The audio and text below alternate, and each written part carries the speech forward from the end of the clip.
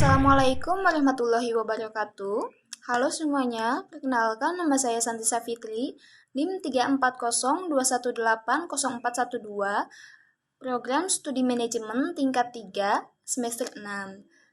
Kali ini saya tergabung dalam mata kuliahan Akuntansi Manajemen pada kelompok 3 dengan judul Pengukuran dan Pengendalian Biaya Kualitas. Saya akan memaparkan sedikit tentang materi tersebut. Yang pertama ada definisi kualitas.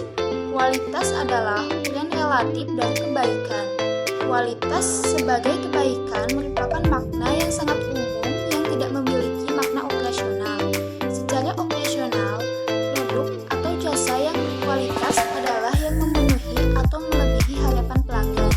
Harapan pelanggan dapat digambarkan melalui atribut-atribut kualitas yang sering disebut dengan dimensi kualitas.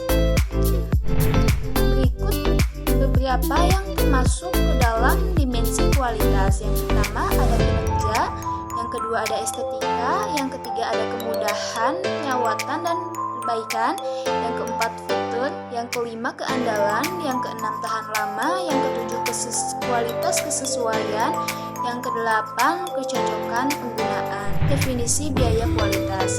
Kegiatan yang berhubungan dengan kualitas adalah kegiatan-kegiatan yang dilakukan karena kualitas yang buruk mungkin atau telah terjadi.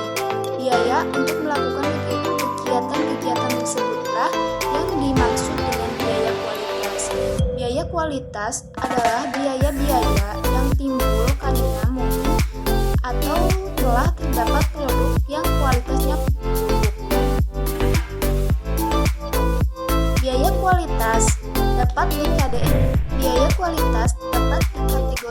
menjadi 4 bagian, yaitu biaya pencegahan, biaya penilaian, biaya kegagalan internal, dan biaya kegagalan eksternal. Yang pertama ada biaya pencegahan. Biaya pencegahan adalah biaya pengeluaran yang dikeluarkan untuk mencegah terjadinya cacat kualitas. Biaya pencegahan ini terdiri dari biaya pelatihan kualitas, biaya perencanaan kualitas, pelaporan kualitas, audit kualitas, siklus kualitas, biaya pemeliharaan peralatan, biaya penjaminan supplier, dan biaya peninjauan desain. Selanjutnya ada biaya penilaian. Biaya penilaian dikeluarkan dalam rangka pengukuran dan analisis data untuk menentukan apakah produk atau jasa sesuai dengan spesifikasinya. Biaya penilaian ini terdiri dari biaya pengujian dan inspeksi, biaya pemeriksaan kemasan, biaya pengawasan kegiatan nilai, biaya penerimaan produk, biaya penerimaan proses, biaya peralatan pengukuran, dan biaya pengesahan dari pihak luar. Yang selanjutnya yang ketiga ada biaya kegagalan internal. Biaya kegagalan internal adalah biaya yang dikeluarkan karena rendahnya kualitas yang ditemukan sejak penilaian awal sampai dengan pengiriman kepada pelanggan. Biaya kegagalan internal ini terdiri dari biaya tindakan koreksi, biaya pengerjaan kembali, biaya proses, biaya ekspedisi, dan biaya inspeksi dan pengujian. Yang terakhir ada biaya kegagalan eksternal. Biaya kegagalan eksternal ini merupakan biaya yang terjadi dalam rangka meralat cacat kualitas setelah produk sampai pada pelanggan dan laba yang gagal diperoleh karena hilangnya peluang sebagai akibat adanya produk atau jasa yang tidak dapat diterima oleh pelanggan.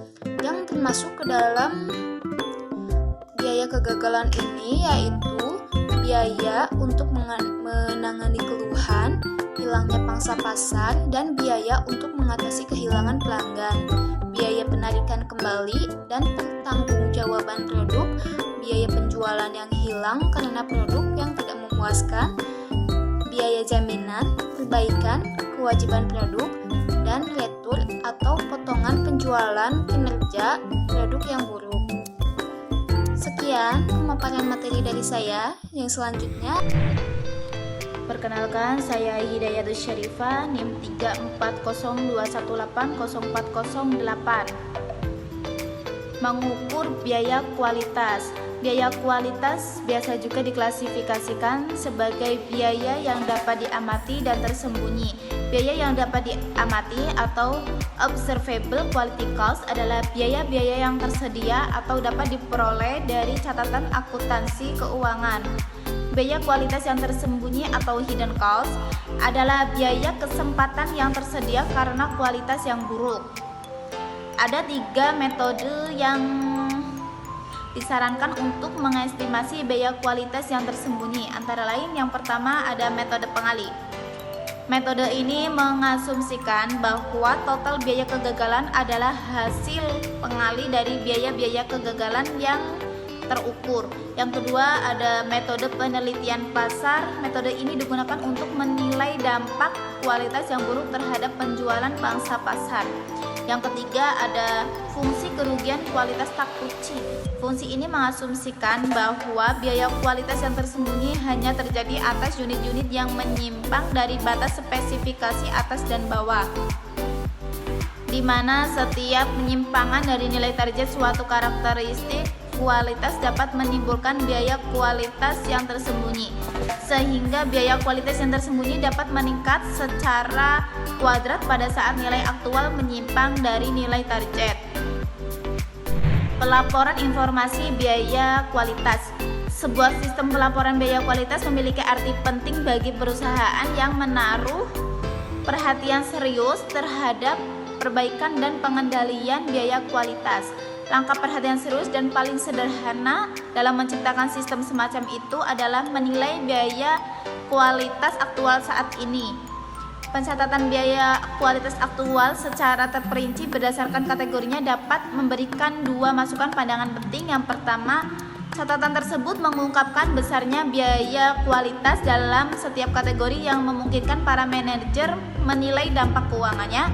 Yang kedua, catatan tersebut menunjukkan distribusi biaya kualitas menurut kategori yang memungkinkan para manajer menilai kepentingan relatif dari setiap kategori. Laporan biaya kualitas. Pentingnya biaya kualitas terhadap segi keuangan perusahaan dapat dinilai lebih mudah dengan menampilkan biaya-biaya kualitas sebagai pandangan penjualan aktual. Ada 2 pandangan mengenai biaya kualitas optimal, yaitu pandangan tradisional yang mengacu pada pencapaian tingkat kualitas yang dapat diterima dan pandangan kontemporer yang dikenal sebagai pengendalian kualitas total. Setiap pandangan menawarkan kepada para manajer masukan pandangan tentang bagaimana biaya kualitas sebaiknya dikelola. Kemudian saya Salsabila Nahdlatul Aisy, NIM 34021804415. Fungsi biaya kualitas pandangan yang dapat diterima. Pandangan kualitas dapat diterima mengasumsikan terdapat perbandingan terbalik antara biaya pengendalian dan biaya kegagalan. Ketika biaya pengendalian meningkat, biaya kegagalan seharusnya menurun. Selama penurunan biaya kegagalan lebih besar daripada kenaikan biaya pengendalian, perusahaan harus terus meningkatkan usahanya untuk mencegah atau mendeteksi unit-unit yang tidak sesuai. Pada akhirnya akan dicapai suatu titik di mana kenaikan tambahan biaya dalam upaya tersebut menimbulkan biaya yang lebih besar daripada penurunan biaya kegagalan. Hal ini merupakan perbandingan optimal antara biaya pengendalian dan biaya kegagalan, serta mendefinisikan apa yang dikenal sebagai tingkat kualitas yang dapat diterima atau disebut dengan AQL. Produktivitas pengukuran dan pengendalian. Produktivitas berkaitan dengan memproduksi output secara efisien dan secara spesifik mengacu pada hubungan antara output dan input yang digunakan untuk memproduksi output. Dalam produktivitas ini ada juga istilah mengenai efisiensi produksi total, di mana pengertiannya adalah suatu titik di mana ada 2 kondisi yang terpenuhi, yaitu setiap bauran input untuk memproduksi output tertentu, di mana tidak ada satupun input yang digunakan melebihi yang diperlukan guna menghasilkan yang namanya output. Melirik dari bauran yang ada di poin pertama, dipilih bauran dengan biaya yang paling rendah. Pengukuran produktivitas parsial. measurement adalah penilaian kuantitatif atas perubahan produktivitas. Tujuan pengukuran ini adalah menilai apakah efisiensi produktif telah meningkat atau menurun. Pengukuran produktivitas dapat berupa aktual atau perspektif. Pengukuran produktivitas aktual memungkinkan manajer untuk menilai, memantau, dan mengendalikan perusahaan. Pengukuran produktivitas untuk satu input pada suatu waktu disebut pengukuran produktivitas parsial. Perkenalkan, nama saya Nur Intan Maulidya dengan NPM 34021-80417. Di sini saya akan menjelaskan tentang mengenai pengukuran produktivitas. Pengukuran produktivitas adalah penilaian kuantitatif atas perubahan produktivitas. Tujuan pengukuran ini adalah menilai apakah efisien produktif telah meningkat atau menurun. Produktivitas satuan input biasanya diukur dengan menghitung rasio. Rasio produktivitas sama dengan output dibagi input. Jika input dan output diukur dalam kuantitas fisik, maka disebut pengukuran produktivitas operasional. Sedangkan jika input dan output dalam satuan mata uang, maka disebut pengukuran produktivitas finansial.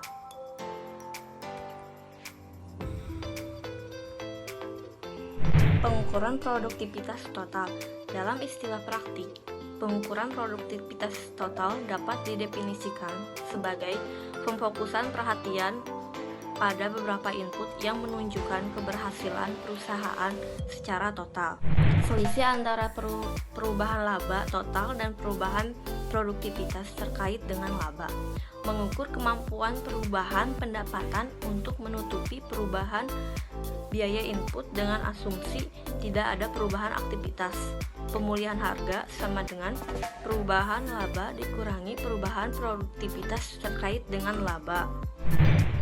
Kualitas dan produktivitas. Peningkatan kualitas dapat meningkatkan produktivitas dan juga sebaliknya. Sebagai contoh, jika pengerjaan ulang berkurang karena menurunnya unit produk cacat, maka lebih sedikit tenaga kerja dan bahan yang digunakan untuk menghasilkan output yang sama.